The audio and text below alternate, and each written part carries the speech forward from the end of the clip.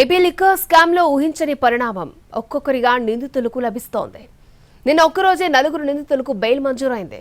వారిలో రాజంపేట ఎంపీ మిథున్ రెడ్డి విడుదల కాగా మిగిలిన 3 ఇవాళ బయటకు వచ్చే ఛాన్స్ ఉంది.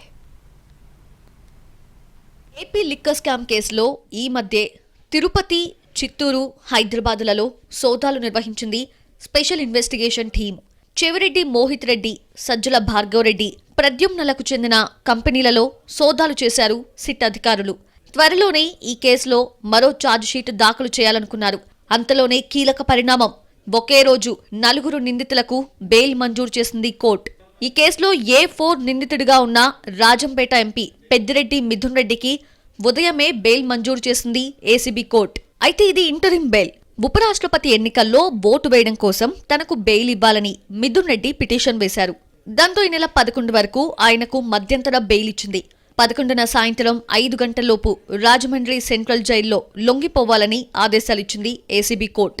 జైలు నుంచి విడుదలైన మిథున్ రెడ్డికి వైసీపీ నాయకులు స్వాగతం పలికారు.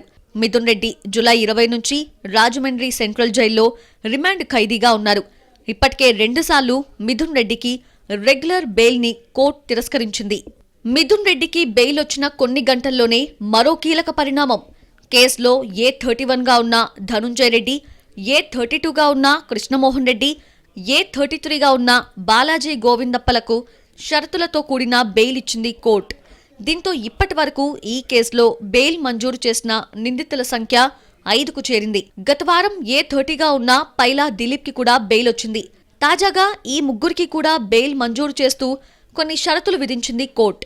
₹1,00,000 విలువ చేసే 2 పూచీకత్తులను సమర్పించాలని ఆదేశించింది. దేశం విడిచి వెళ్లొద్దని స్పష్టం చేసింది.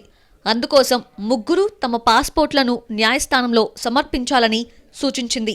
ఈ కేసులోని ఇతర నిందితులతోనూ సాక్షులుగా ఉన్నవారితోనూ మాట్లాడొద్దని కండిషన్స్ పెట్టింది. షూరిటీలు సమర్పించడంతో ధనుంజయ రెడ్డి, కృష్ణమోహన్ రెడ్డి, బాలాజీ గోవిందప్పలు ఆదివారం జైలు నుంచి రిలీజ్ అయ్యే అవకాశాలున్నాయి. మరింత మంది నిందితులను చేర్చడం, విస్తృతంగా సోదాలు జరపడం ద్వారా కేసుపై పట్టు బిగించే ప్రయత్నాల్లో ఉంది సిట్.